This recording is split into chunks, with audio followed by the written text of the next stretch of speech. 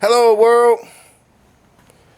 I guess this will be my first video on YouTube, and my project here is called the Z.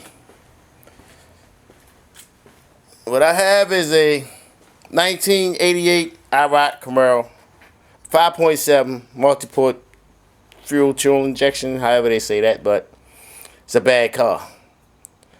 It's an 88. I had it since 89, redoing the whole car, new paint, sound system, alarm system, camera system, any other system I can put in there. So I just want to show y'all what we've done so far and just keep track of my progress and see how it turns out in the end. Alright, here is my baby.